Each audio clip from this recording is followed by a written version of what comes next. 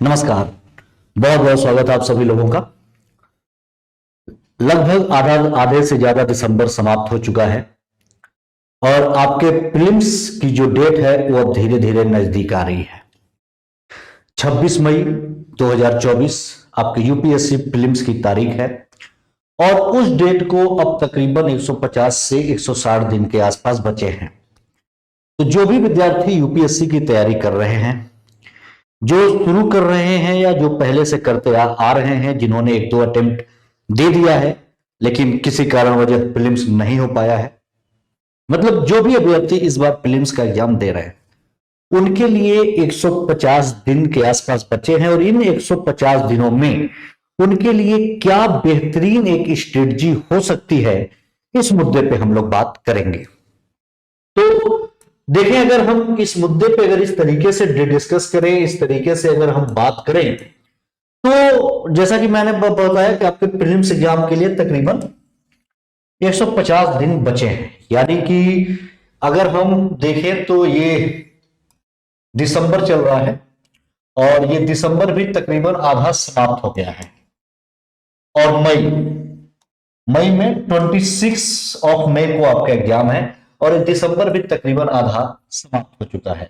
यानी आपके पास पूरा जनवरी, पूरी फरवरी, पूरा मार्च एंड पूरा अप्रैल, एक तरीके से पूरा 4 महीने और आधा मई तकरीबन बचा है। 26 को एग्जाम है तो हम ओवरऑल एक ऑन एन एवरेज लेकर के बात करें तो तकरीबन 4.5 महीने यानी 150 दिन के आसपास आपके पास समय बचा हुआ है टोटल, अगर हम एग्जाम की बात करें तो इस 150 दिन के लिए आपके पास क्या स्ट्रेटजी होनी चाहिए। अगर हम इस मुद्दों पे अगर थोड़ा सा बात करें तो जैसा कि आप सभी को पता है, आपका एग्जाम का जो आपके परीक्षा की जो घड़ी है, जिसका सभी यूपीएससी एस्पिरेंट को इंतजार रहता है, पहली सीढ़ी यूपीएससी प्रीलिम्स जो कि 26 मई को है।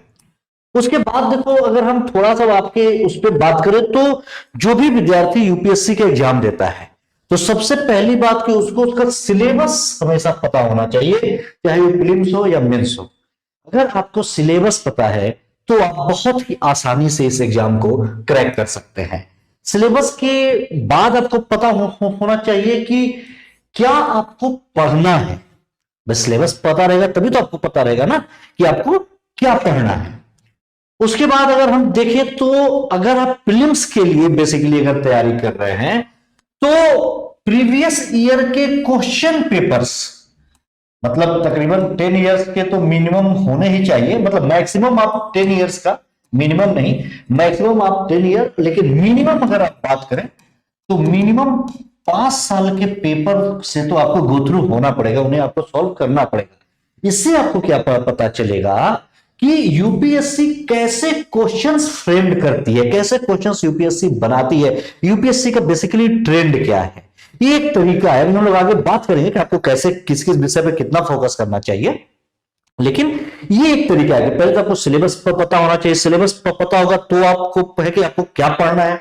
उसके बाद जो पिछले साल के यूपीएससी ने सवाल पूछे हैं, कम से कम 5 साल, अगर आप उससे ज्यादा कर सकते हैं तो 10 साल के पेपर को जरूर सॉल्व करें कि आपको यह पता चले कि यूपीएससी कैसे प्रश्न पूछती है। उसके बाद जो भी आपका सिलेबस है, आप इस सिलेबस को कैसे कवर करेंगे, जो भी आपके टेक्स्ट बुक है, मतलब ऑथेंटिक कंटेंट आपके पास होना चाहिए। अगर आप एनसीईआरटी फॉलो कर रहे हैं तो एनसीईआरटी जरूर फॉलो करें। एनसीईआरटी के साथ साथ कोई भी एक टेक्स्ट बुक भी जरूर फॉलो करें। जैसे अक्सर हम लोग बात करते हैं ना कि ज्यादा किताबें नहीं पढ़नी है, कम ही पढ़नी है, लेकिन उन्हीं को बार बार पढ़ें। तो कौन से टेक्स्ट बुक होने चाहिए, मतलब अगर आप यूपीएससी की तैयारी कर रहे हैं और ये जो स्ट्रेटजी है, चाहे आप प्रीलिम्स की तैयारी करें या मेंस, दोनों में ये सभी फॉलो होता है कि आपको सिलेबस पर पता होना चाहिए, कौन सी किताबें आपको उसके लिए पढ़नी है पता होनी चाहिए, पुराने साल के प्रश्न आपको जरूर सॉल्व करने चाहिए कि यूपीएससी का ट्रेंड कैसा है। वैसे बेसिकली हम लोग अभी प्रीलिम्स की बात कर रहे हैं, जो कि तकरीबन 150 दिन के आसपास हमारा यूपीएससी प्रीलिम्स इस बार का 2024 का बचा हुआ है। उसके बाद देखो, अगर हम लोग बात करें तो थोड़ा सा हम अगर सिलेबस पैटर्न और इन सब मुद्दों पे अगर बात करें तो थोड़ा सा यहां पे एक समझना बन जाता है तो थोड़ा सा जो, क्योंकि बहुत सारे ऐसे बच्चे होंगे जो बिल्कुल अभी यूपीएससी की तैयारी भी शुरू कर रहे होंगे इन सब चीजों के लिए भी, तो थोड़ा सा आपको पता है, थोड़ा सा एग्जाम के पैटर्न के बारे में देख ले। वैसे जितने विद्यार्थी तैयारी कर रहे हैं उनको ये बातें पता होती हैं, तो आपको पता है कि यूपीएससी 3 फेज में एग्जाम लेती है। एक होता है प्रीलिम्स, दूसरा है मेंस, और फिर होता है आपका इंटरव्यू।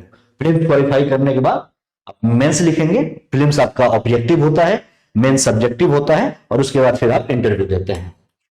वहीं पे अगर थोड़ा सा और हम आगे जाकर के बात करें, तो अगर हम प्रीलिम्स पेपर की बात करें, जो कि भी आपका 26 मई को एग्जाम है, तो प्रीलिम्स कैसा होता है, मैंने बताया ऑब्जेक्टिव होता है, 400 नंबर के होते हैं, 2 पेपर होते हैं इसमें, ठीक है, GS1 एंड GS2, जिसे CSAT GS2 को कहते हैं, सिविल सर्विसेज एप्टीट्यूड टेस्ट।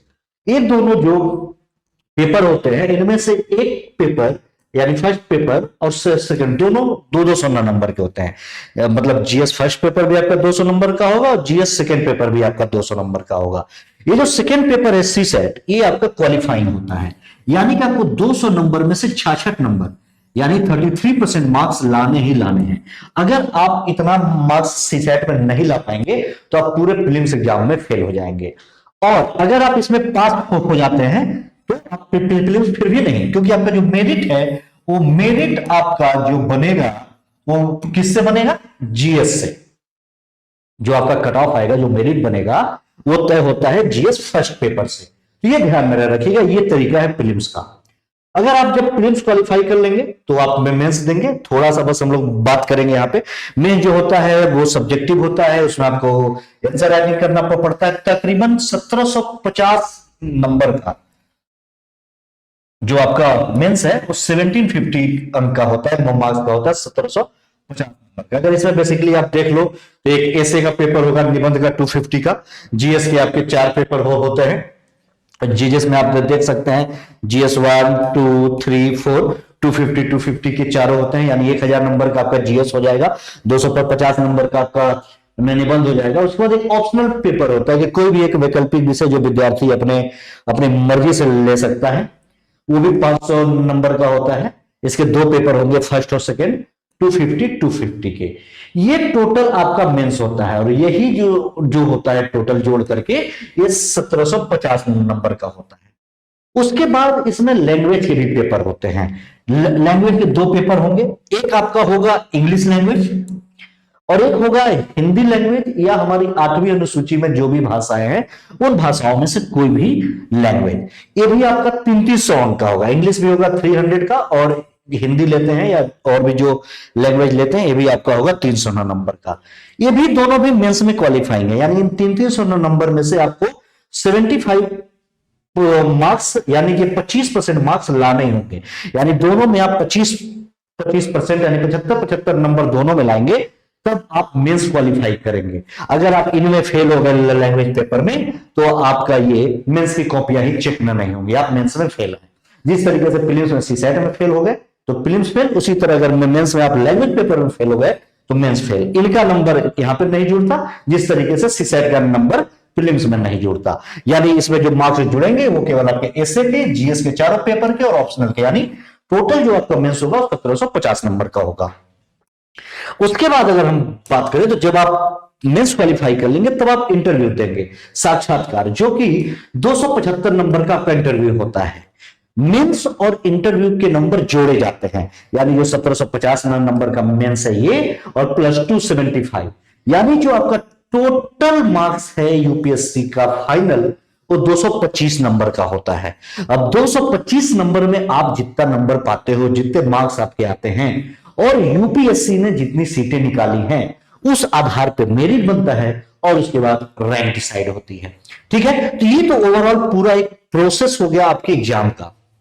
ये उसके बाद मैंने आपको बताया ना कि आपको सिलेबस पता होना चाहिए कि आपको जीएस में क्या पढ़ना है और CSAT में क्या पढ़ना है। बेसिकली हम लोग यहां पे बात अगर प्रीलिम्स की कर रहे हैं तो देखो GS फर्स्ट पेपर जो प्रीलिम्स है, प्री का जो GS फर्स्ट पेपर है, इसमें क्या क्या चीजें आपको पढ़नी है, क्योंकि मैं बताया ना सिलेबस पता होना सबसे ज्यादा जरूरी है। इसमें आपको नेशनल और इंटरनेशनल करंट की चीजें पढ़नी है, Indian history, Indian national movement पढ़ना है, और इसके साथ साथ आप यहाँ पे आर्ट एंड कल्चर भी जोड़ सकते हैं। आर्ट एंड कल्चर भी है आपका, कला व संस्कृति, भारत का एवं विश्व का भूगोल पढ़ना है, इंडियन पॉलिटी पढ़नी है, इंडियन इकोनॉमी पढ़नी है, इन्वायरमेंट एंड इकोलॉजी पढ़नी है, एंड जनरल साइंस पढ़नी है। ये जो 7 विषय हैं यह आपको जीएस प्रीलिम्स में पढ़ना है। उसके बाद अगर हम बात करें तो जो सेकंड पेपर है सी सेट, तो सी सेट में देखें आपको क्या क्या आपको पढ़ना है। तो सी सेट में आपको देखिए पढ़ना है हिंदी कॉम्प्रिहेंशन आएगा, उसमें इंटरपर्सनल स्किल और कम्युनिकेशन स्किल आते हैं, लॉजिकल रीजनिंग एनालिटिकल एबिलिटी आएगा, decision making and problem solving आएगा, जनरल मेंटल एबिलिटी आएगा, बेसिक न्यूमेरेसी यानी क्लास 10th लेवल का मैथ, और डीआई, ये सब भी क्लास 10th लेवल के आते हैं। और जो कॉम्प्रिहेंशन आता है वो हिंदी और इंग्लिश दोनों में होता है, हिंदी का ही ट्रांसलेट इंग्लिश में होता है। ठीक है, से मतलब हिंदी इंग्लिश अलग अलग प्रश्न नहीं होते, सेम प्रश्न होते हैं, बस ट्रांसलेट होते हैं। बहुत सारे बच्चे तो कंफ्यूज हो जाते हैं कि इंग्लिश भी आता है क्या, तो ये समाप्त हो गया है, अब ये सारी चीजें यहां पे नहीं होती है। तो ये जरूर ध्यान रखिएगा कि ये आपका सेकंड पेपर प्रीलिम्स का सिलेबस है। अब देखो, अब हम यहां पे बात करें, बेसिकली हम यहां पे बात प्रीलिम्स के लिए कर रहे हैं। मेंस का सिलेबस आपको पता ही है, वो उस पर भी हम लोग मेंस की बात कर नहीं रहे हैं, हम लोग बात यहां पे अगर प्रीलिम्स की कर रहे हैं, तो यहां पे मैं आपके लिए लेकर के आया हूं कि सब्जेक्ट वाइज वेटेज क्या है।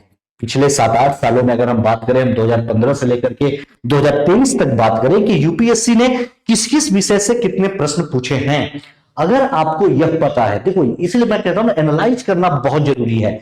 पिछले साल के प्रश्नों को हल करना इसलिए जरूरी है कि आपको कम से कम यूपीएससी का ट्रेंड पता चल सके कि यूपीएससी किन किन एरिया से कितने प्रश्न पूछती है और उन विषयों में किन किन टॉपिक पे ज्यादा फोकस करती है। तो अभी अगर हम केवल सब्जेक्ट वाइज प्रश्नों की बात करें तो हम देखें यहां पे 2015 से लेकर के 15, 16, 17, 18 ये लेकर के 2023 तक के यूपीएससी में पूछे गए प्रश्नों का ये वेटेज है सब्जेक्ट वाइज।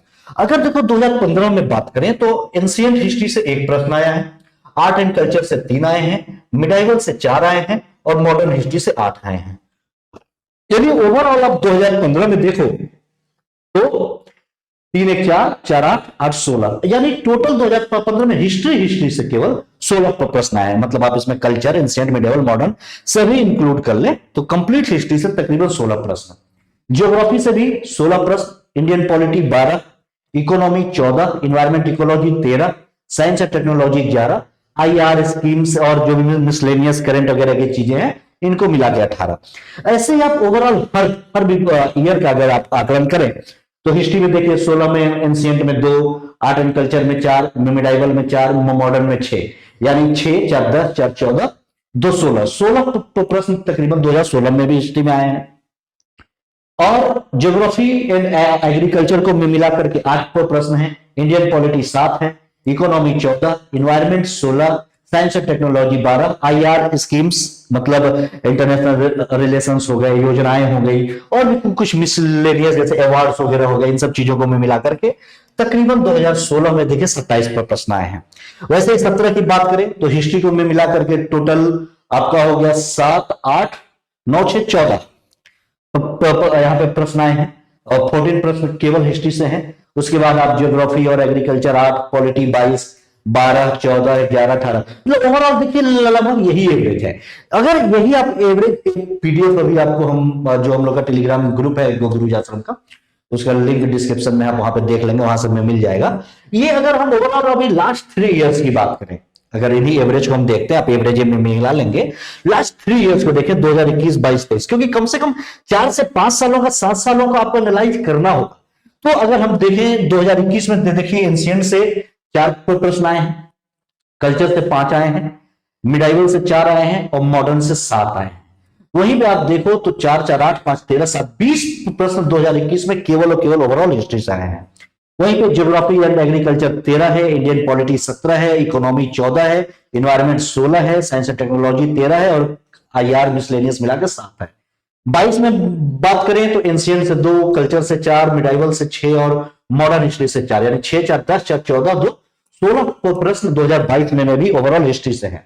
उसी में अगर आप बात करें तो इंडियन पॉलिटी 16 है, ठीक है। वहीं पे आप देखें तो सॉरी ज्योग्राफी एंड एग्रीकल्चर 16 है, पॉलिटी आपका 10 है, इकोनॉमी आपका 16 है, इन्वायरमेंट 15 है, साइंस एंड टेक्नोलॉजी 14 है और आईआर मिसलेनियस मिलाकर 13 प्रश्न आपके आए हैं। वहीं अगर आप 2023 की बात करें तो 2023 में एंशिएंट और आर्ट एंड कल्चर इन दोनों को मिलाकर के 9 प्रश्न आए, इसलिए मैंने एरो लगा दिया है कि देखो ज्यादातर जो कल्चर होता है वो एंशिएंट हिस्ट्री से ही आते हैं, और एंशिएंट हिस्ट्री में आपको पता है कि गुप्ताज, मौर्याज, ये सबसे कल्चर ज्यादा पूछे जाते हैं। तो 9 प्रश्न एंशिएंट हिस्ट्री और कल्चर, क्योंकि कल्चर के ज्यादा प्रश्न थे इनमें से, तो ये आए हैं। एक मिडाइवल से आया है, और इस बार मॉडर्न का वेटेज और थोड़ा सा कम है, यानी 3 प्रश्न आए हैं। यानी ओवरऑल हिस्ट्री की हम बात करें तो 3, 1 4 और 9 4 13 प्रश्न 2023 में हिस्ट्री से आए हैं। ज्योग्राफी एंड एग्रीकल्चर मिलाकर के अगर आप देखें तो 19 प्रश्न है। वहीं पर अगर आप इंडियन पॉलिटी की बात करते हैं तो 15 प्रश्न है। इकोनॉमी की बात करते हैं तो 14 प्रश्न है। इन्वायरमेंट की बात करते हैं तो 13 प्रश्न है। साइंस और टेक्नोलॉजी की बात करते हैं तो 14 प्रश्न है।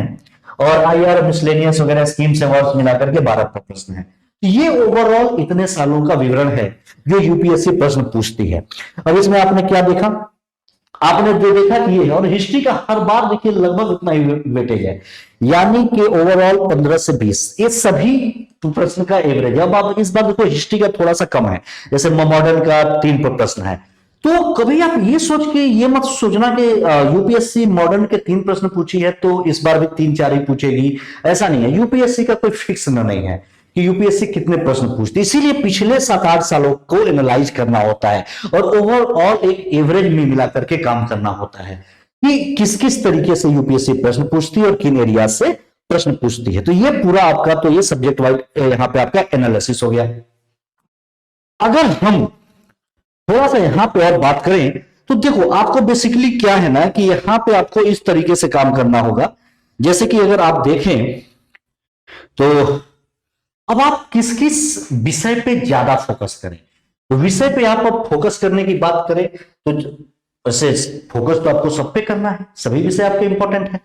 तो अगर आप हिस्ट्री की बात करें, अगर हम आपके हिस्ट्री की बात करें तो हिस्ट्री में हम तीनों ले लेते हैं। मान लीजिए एंशिएंट हिस्ट्री ले लेते हैं, हम आपका मिडाइवल ले लेते हैं और मॉडर्न ले लेते हैं, और साथ में इन दोनों से अगर कल्चर के प्रश्न आते हैं आर्ट एंड कल्चर ले लेते हैं, यानी हिस्ट्री कल्चर सहित इन पे आपको फोकस करने की आवश्यकता है क्योंकि यहां से प्रश्न आते हैं। उसके बाद अगर आप विषयों में फोकस करें तो आप फिर पॉलिटी को फोकस करें। पॉलिटी के बाद अगर आपको फोकस करना है तो इकोनॉमिक्स पे फोकस करें। इकोनॉमिक्स के बाद आपका ज्योग्राफी एंड एग्रीकल्चर, इस समय ज्योग्राफी एंड एग्रीकल्चर का ज्यादा स्कोप है, एग्रीकल्चर वगैरह से ज्यादा प्रश्न यूपीएससी पूछती है। उसके बाद आप अगर चाहें तो इन्वायरमेंट पे फोकस करें, और इन्वायरमेंट के बाद फिर आपका साइंस एंड टेक्नोलॉजी पे फोकस करें।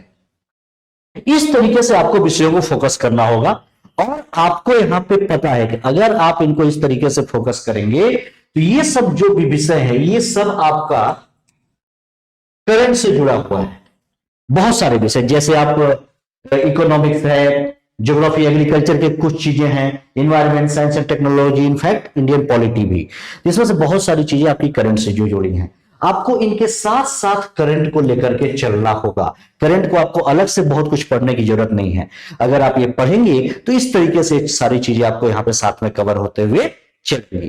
क्लियर है? तो इन बातों को आप यहां पे ध्यान में रखिएगा। और बेसिकली जो बात है कि अभी आपके पास 150 दिन के आसपास बचे हैं, इस 150 दिन को हम किस तरीके से और क्या करके चले, तो एक चीज ध्यान में रखना कि ये जो आपके पास 150 दिन बचे हैं, इस 150 दिन में पर डे आपको हर विषय के लिए कुछ डे फिक्स करने पड़ेंगे, क्योंकि आप लोगों ने अभी तक लगभग बहुत सारी चीजें पढ़ ले ली होंगी। और देखो अभी चल रहा है दिसंबर में, तकरीबन 20 दिसंबर के आसपास हो गया है, और तकरीबन अगर आप चाहें तो जो आपका ऑप्शनल पेपर है, ऑप्शनल पेपर भी साथ में 1 महीने पढ़ सकते हैं। अब आप प्रीलिम्स की तैयारी शुरू कर दें, अब आप जीएस मेंस को अभी ब्रेक कर दें, क्योंकि आपको पता है कि प्रीलिम जो है इस समय टफ है।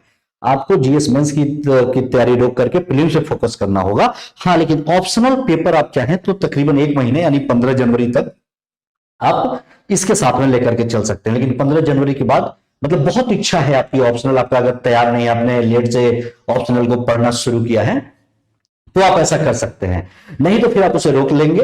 15 जनवरी के बाद बिल्कुल रोक देना है। उसके बाद आप क्या करेंगे, मतलब ये ट्रेंड अभी से शुरू हो जाएगा। केवल ऑप्शनल के लिए मैंने बताया कि बहुत अगर इच्छा है तो 15 जनवरी तक। अब आप जो 150 दिन में आपको करना है, आपको जो करंट है ना, पर डे आपको करंट पढ़ने के लिए 2 घंटे पूरे दिन में फिक्स रखने होंगे कि पूरे दिन में आप जितने भी घंटे पढ़ते हो, मान लो अगर आपने स्टडी के लिए टोटल 8 to 10 आवर का अगर समय स्टडी के लिए रखा है पर डे का, मिनिमम 8 मैक्सिमम 10 या जो भी आपकी क्षमता है, मिनिमम 8 तो आपको रखनी है। अगर आपने ये रखा है तो इसमें आपको कम से कम 2 घंटे पर डे अब आपको करंट अफेयर्स को देना होगा। अब करंट अफेयर्स देने के लिए आप न्यूज़पेपर पढ़ने मत बैठ जाइएगा 2 घंटे। आप जो भी चैनल फॉलो करते हैं यूट्यूब का, चाहे हमारा या कि किसका, आप वहां से पर डे के करंट पढ़ें और साथ में एक मंथली मैगजीन पढ़ें। एक आपको मैगजीन पढ़नी बहुत ज्यादा जरूरी है मंथली। देखो क्या है, अभी चल रहा है आपका दिसंबर, जैसे कि मैंने बताया मिड दिसंबर, और मई में आपका एग्जाम है। लास्ट डेट है, जो टाइमलाइन है आपका वो 26 मई, क्योंकि 26 मई को ही आपका पेपर है। अब आपको करना क्या है कि अब से भी जो बचे हैं आपके पास 150 दिन, अब तकरीबन 20 दिसंबर की हो गया है, और 20 दिसंबर के बाद अगर आप अब आगे के लिए क्या करेंगे, अगर हम थोड़ा सा बात करें यहां पे, 20 दिसंबर से आगे अब इधर आप करें कि एक मंथली मैगजीन फॉलो करिए। कोई भी मैगजीन आप एक फॉलो करें। न्यूज़पेपर बिल्कुल ना पढ़ें करंट के लिए, मैगजीन फॉलो करें। साथ में आप जो भी क्लास ले रहे हैं यूट्यूब पे, जो भी आपको समझ में आता है बेहतर तरीके से, उसको वो भी आपके इन्हीं 2 घंटों में शामिल है। अगर 1 घंटे की क्लास है तो मैगजीन भी, ठीक है ना, तो ये लेकर के पढ़ें। अब ये दिसंबर से आगे का होगा, अब दिसंबर के पहले का, अब देखो इसमें आपको करंट फॉलो कब से कब तक का करना है। तो आप करंट अगर फॉलो करेंगे तो जून 2023 से लेकर के आपको अप्रैल 2024 तक का करंट पढ़ना है आपको इस बार के प्रीलिम्स के लिए। तो आपको ये जब पढ़ना है तो आप क्या करेंगे अब कि दिसंबर से लेकर के अप्रैल तक का तो आप अब मैगजीन और क्लास के साथ कवर करते चले। अब दिसंबर से पहले का जो बचा है, यानी नवंबर से लेकर के जून तक का क्या करेंगे, तो इनके लिए भी अगर जो लोग मंथली मैगजीन लेके पढ़ रहे होंगे, वो मंथली मैगजीन से इसके पहले का ये करंट भी मैगजीन के द्वारा कंप्लीट करेंगे। ये ध्यान में रखना। इसके पहले के लिए आपको वीडियोस देखने की जरूरत नहीं है। इसके पहले का आप मंथली मैगजीन दिसंबर का लेकर के तैयार करें। यहां के बाद आप, क्योंकि आप न्यूज़पेपर पढ़ने बैठोगे ना तो 2 घंटे वैसे ही चले जाएंगे, कोई फायदा नहीं। यहां पे आपका समय बहुत ही कीमती है, तो आपको इस तरीके से करंट अफेयर फॉलो करना पड़ेगा। कोई भी मैगजीन आप एक फॉलो करें, उसके लिए कोई नाम रिकमेंड करने की जरूरत नहीं है। आप जो भी मैगजीन मंथली पढ़ते हो वो पढ़ें, और साथ में आप कोई भी क्लास दिसंबर से आगे अप्रैल के लिए, और दिसंबर से पहले के लिए कोई भी आप मंथली में मैगजीन पढ़ सकते हैं। ये तो हो गई करंट की बात। आपको ये करंट पर डे कवर करना है, 2 घंटे आपको करंट के लिए देना ही देना है। अब अगर हम बेसिकली थोड़ा सा बात करें कि हम आपको विषयों को किस तरीके से बांटे, तो आपके ऊपर है कि आपका किस विषय में इंटरेस्ट है। आप चाहें तो एक विषय को शुरू करके ही समय दे सकते हैं, या आप चाहें तो 2 विषय को एक साथ समय दे सकते हैं। अगर हम यहां भी इस तरीके से थोड़ा सा देखते हैं तो थोड़ा सा मैंने आप लोगों के लिए बनाया है। अगर आप हिस्ट्री और कल्चर, इस ओवरऑल इन सारे विषयों की बात करते हैं, तो कल्चर को मिला करके, मतलब अगर आप कल्चर मिडिवल, कल्चर एंशिएंट और मिडिवल, इन तीनों को आप चाहें तो 15 दिन दे दें, 15 डेज इन तीनों को दे दें। और जो मॉडर्न हिस्ट्री है, इसको भी आप 10 से 15 दिन दे सकते हैं। आप चाहें तो मॉडर्न को भी आप 15 दिन मान के चले, क्योंकि देखो क्या है ना, कि अगर आप ये सोचोगे कि नहीं मॉडर्न से 3 प्रश्न आए, इनको ज्यादा वेटेज दे ना दे, तो देना है, क्योंकि सवाल आते हैं। इस साल नहीं आए, मतलब 2023 में नहीं आए, तो ऐसा थोड़ी ना कि 24 में नहीं आएंगे। तो ये कल्चर में जब भी आप पढ़ेंगे, कल्चर में, तो आप एंशिएंट हिस्ट्री का, मैंने बताया ना कि एंशिएंट हिस्ट्री में मौर्य और जो गुप्त काल है, इनसे आपके कल्चर के प्रश्न ज्यादा आते हैं, तो इन पे आपकी कमांड अच्छी होनी चाहिए। उसके बाद मैंने आपको हिस्ट्री के लिए 3 चीजें बताई हैं कि चाहे प्राचीन काल हो, मध्यकाल हो या मॉडर्न हो, 3 चीजों पे हमेशा फोकस करना है। तीनों टाइम के भक्ति मूवमेंट को, यानी अगर आप प्राचीन काल में आए तो प्राचीन काल में आपको पता ही है, बौद्ध जैन, इनको कवर करना है। मिडाइवल में आ जाए तो आपको पता ही है कि भक्ति एंड सूफी आपको पूरा कवर करना है। और अगर वहीं पे मॉडर्न की बात करें तो मॉडर्न में आपको जितने भी समाज सुधार हुए हैं, ठीक है ना, मॉडर्न पीरियड में जो भी सामाजिक धार्मिक सुधार आंदोलन जितने भी हुए हैं, इन सब पे फोकस करना है। ये तीनों, मतलब जितने भी धर्म से रिलेटेड तीनों फेज में है, आपको एक कवर करना है। और तीनों फेज के 3 हीरोज, जैसे कि अगर हम एंशिएंट की बात करें तो अशोक, मिडाइवल की बात करें अकबर एंड मॉडर्न की बात करें तो गांधी। ये जो तीन हीरो है, इन तीनों पे आपको पूरी कमांड करनी है। और अब बेसिकली जो उस समय के धार्मिक आंदोलन हुए, चाहे एंशिएंट में, चाहे मॉडर्न में, या सॉरी मिडाइवल में, या मॉडर्न में, सामाजिक धार्मिक, इनको फोकस करना है। इसके अलावा आपको इंपॉर्टेंट जैसे मॉडर्न आपको नेशनल मूवमेंट सारा कवर करना है, गांधी कवर करेंगे तो हो ही जाएंगे। तो ये सब इंपॉर्टेंट टॉपिक्स हैं कि यहां से सवाल आते ही आते हैं और लगभग हर बार आते हैं। तो आपको यहीं से जैसे एंशिएंट में आप चले जाए तो लिटरेचर पे, संगम लिटरेचर और इन सब लिटरेचर पे थोड़ी सी कमांड होनी चाहिए, यह आपके लिए इंपॉर्टेंट है, यहां से सवाल आते हैं। तो इस तरीके से आपको फोकस करके करना पड़ेगा। तो तकरीबन यहां पे बेसिकली हम दिन की बात कर रहे थे, कितने दिन, तो आप यहां पे 15 दिन दे दें art and culture and ancient और मिडिवल को मिला करके, और वहीं पे आप 15 दिन दे दें मॉडर्न हिस्ट्री को। अब से जो आपके 150 दिन बचे हैं, इन 150 दिनों को आप इस तरीके से यहां पे कर सकते हैं। उसके बाद अगर हम देखो थोड़ा सा बात करें तो अब आ जाओ इंडियन पॉलिटी। तो इंडियन पॉलिटी को भी आप दें 15 डेज, ठीक है, 15 डेज पॉलिटी को दें। आप इकोनॉमिक्स को भी दें 15 दिन अब से भी। उसके बाद बचा आपका ज्योग्राफी एंड एग्रीकल्चर। तो ज्योग्राफी और एग्रीकल्चर को मिलाकर के आप 20 दिन देंगे। और ज्योग्राफी में ज्यादातर आपको जो ज्योग्राफी है, ज्योग्राफी में आपको क्या फोकस करना है, आपको एक तो मैपिंग प्लस एनसीईआरटी, एनसीईआरटी और मैपिंग, ये आपको ज्यादा फोकस करना है ज्योग्राफी पे। उसके बाद अगर हम आ जाए तो आपका जो इन्वायरमेंट इकोलॉजी और साइंस एंड टेक है, तो आप इन्वायरमेंट इकोलॉजी पे 10 दिन दे सकते हैं और साइंस एंड टेक पे भी आप 10 दिन दे सकते हैं। मान लीजिए कोई स्टूडेंट है जो साइंस बैकग्राउंड करना नहीं है तो वो अपना 10 से 15 कर सकता है।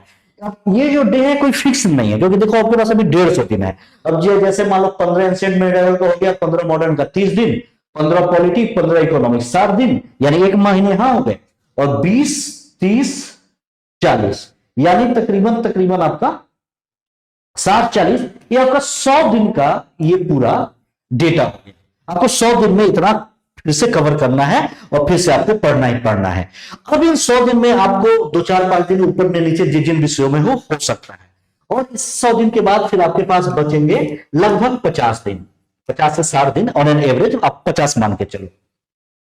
अब यहां पे क्या करना है आपको कि इन विषयों को आप चाहो तो एक ही विषय उठा करके पढ़ लो 10 दिन में, या तो आप 2 विषय भी, कि आपका मूड भी चेंज होता रहे और एक विषय पढ़ के बोर ना होता। आप हिस्ट्री के साथ पॉलिटी या कोई भी 2 विषय का आप कॉम्बिनेशन यहां पे कर सकते हैं अपने स्टडी के लिए। और इस तरीके से आपके जो ये 100 दिन है, ये जो 100 दिन है, 100 दिन में आपका ओवरऑल सारा विषय कंप्लीट हो जाएगा।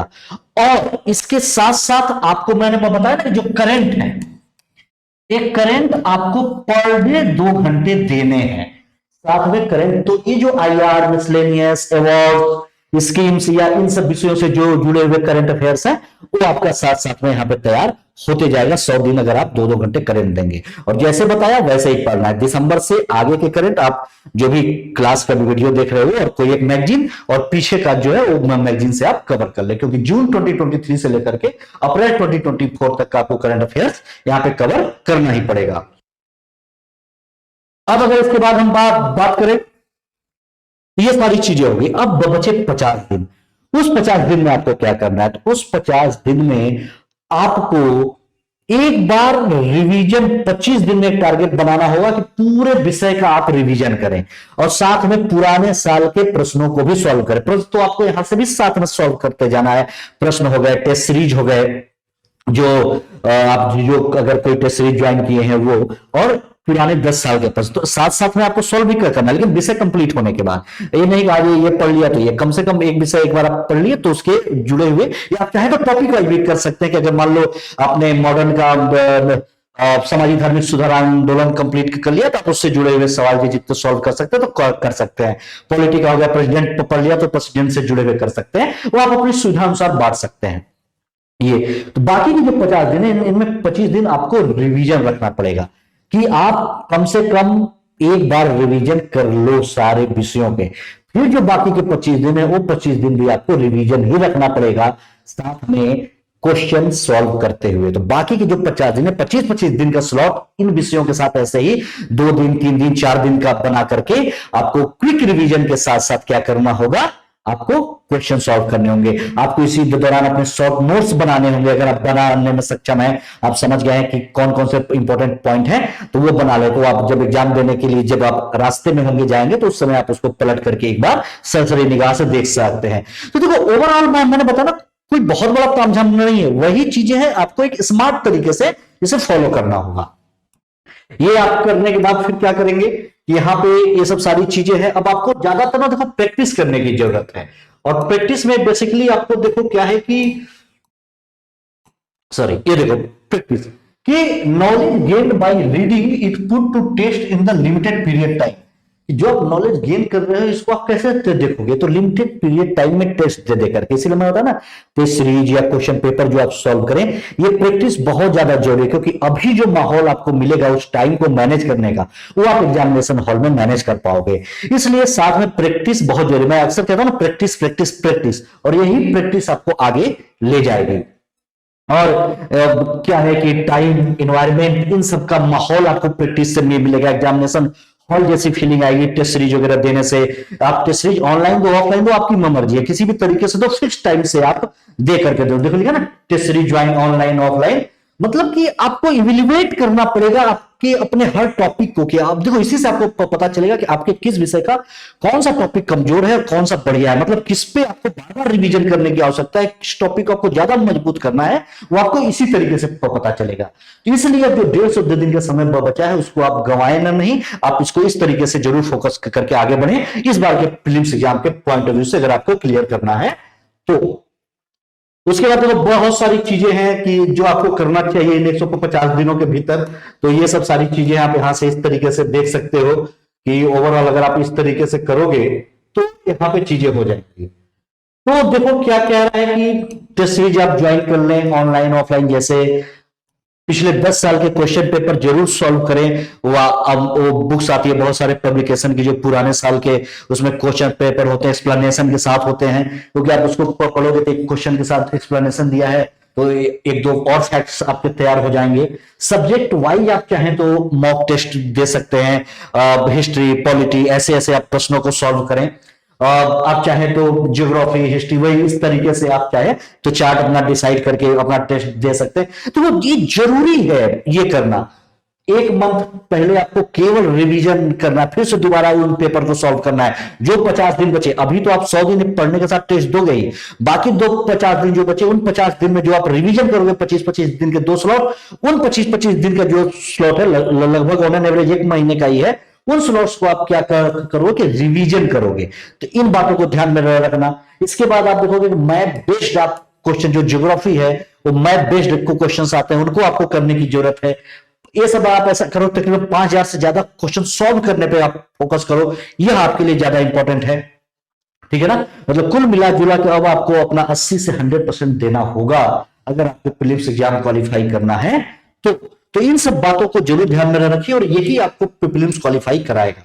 तो ये सभी खास बातें हैं। कुछ रणनीति आपको यहाँ पे होना चाहिए, आपको कुछ स्ट्रेटजी बनानी होगी आपके पढ़ने के लिए। जैसे कि हम लोग अक्सर बातें करते रहते हैं कि यहाँ पे जैसे क्या है कि एक सेकेंड, गार्बेज से बचे, बिना मतलब की चीजें पढ़ने में समय बर्बाद ना करें, जो भी पढ़े सही तरीके से पढ़े, बार बार दोहराएं। बहुत ज्यादा गार्बेज यानी बहुत सारी किताबों में के चक्कर में नहीं पढ़ना है। आप एनसीईआरटी पढ़ रहे हो, कोई टेक्स्ट बुक पढ़ रहे हो, सही फॉलो करो और उसको बार बार पढ़ो, बार बार पढ़ो। ठीक है, दोहराओ, खुद का नोट्स बनाने का कोशिश करो, या आपको एग्जाम के टाइम पे बहुत मददगार साबित होगी। बहुत ज्यादा की किताब पढ़ने की जरूरत नहीं, 10 की किताबों को एक बार पढ़ने से अच्छा एक की किताब को 10 बार पढ़े, जो मैं अक्सर कहता हूं। और प्री एग्जाम के लिए हमेशा एक ही रामबाण है, आप क्वेश्चन पेपर पुराने साल के प्रश्नों को या टेस्ट सीरीज को आपको हल करना ही करना होगा, यह सबसे ज्यादा इंपॉर्टेंट है। उसके बाद कुछ चीजें आपको मेंटेन करने की जरूरत है, जैसे कि मैं अक्सर आप लोगों को बताता हूं कि कम से कम 7 घंटे सोने की आदत डालें। 6 से 7 घंटे जरूर सोएं अभी भी, क्योंकि जब आप सोएंगे तो आपका दिमाग एकदम कूल रहेगा और आसानी से पढ़ाई कर पाएंगे। हेल्दी फूड खाएं, बहुत ज्यादा मार्केट का और फास्ट फूड खाने में फोकस ना करें, क्योंकि बीमारी से भी आपको बचना है। स्वस्थ रहेंगे, क्योंकि अभी अब से आपका समय बहुत ही ज्यादा इंपॉर्टेंट हो गया है। एक्सरसाइज करें, योगा करें, थोड़ा मिनिमम आधे घंटे अपने शरीर को भी दें, क्योंकि स्वस्थ शरीर में ही स्वस्थ मस्तिष्क निवास करता है। मेडिटेट भी बिल्कुल करें, वही योगा वगैरह। तो ये सब आप रोज के अपने रूटीन में आपसे डालें, क्योंकि अगर आप अभी इस बीच में इन सब वजहों से अगर बीमार हो गए तो आपका समय नुकसान होगा, जो आपको नहीं करना है। इसके साथ साथ कुछ चीजों से आपको सेक्रीफाइस भी करना होगा इन 150 दिनों के लिए। बेसिकली सेक्रीफाइस करने में क्या है कि आपको जो अननेसेसरी चीजें हैं, जैसे अननेसेसरी कॉल्स हैं, दोस्तों से बात करना है, बहुत सारी आपको फोन्स, रील्स, इंस्टा, फेसबुक, इन सबों से बचना होगा। खास तौर से इस समय ट्रिप्स, कहीं भी आने जाने घूमने का समय बिल्कुल बंद कर दीजिए 150 दिन तक। दोस्त यार, रिलेटिव सबको भूल जाए 150 दिन। 150 दिन आपका दोस्त यार, महबूबा, प्यार, सब कुछ क्या होना चाहिए? यूपीएससी होना चाहिए। उसी के प्रति डेडिकेटेड रहें और उसी की तैयारी करें, तो जाकर के आपका इस बार का यूपीएससी प्रीलिम्स का एग्जाम क्लियर होगा। तो यही एक स्ट्रेटजी है 150 दिनों के लिए। अगर आपको इस तरीके से आपने सही तरीके से फॉलो कर लिया, देखिए बहुत ज्यादा इसमें परेशान होने की जरूरत नहीं है। एनालाइज जरूर करें पुराने साल के प्रश्नों को हल करके कि यूपीएससी का फ्रेम किस तरीके से यूपीएससी प्रश्नों को करती है, कैसे कैसे प्रश्न यूपीएससी पूछती है, किन किन विषयों पे और उन विषयों के किन किन सेक्शंस पे आपको ज्यादा मेहनत करने की आवश्यकता है, वो फोकस करें। उसके बाद टेस्ट जरूर देखें, क्योंकि टेस्ट से आप अपने कमजोर कड़ी को पकड़ पाएंगे और जो आपका वीक से सेक्शन होगा आप उसमें ज्यादा से ज्यादा फोकस करके मेहनत कर पाएंगे। तो यही ओवरऑल एक तरीका है। तो ये है, उसके बाद फिर आगे और भी हम लोग इस स्ट्रेटजी पे बात करते रहेंगे। तो चलिए फिर मिलते हैं अपने नेक्स्ट सेशन में। तब तक के लिए धन्यवाद, नमस्कार।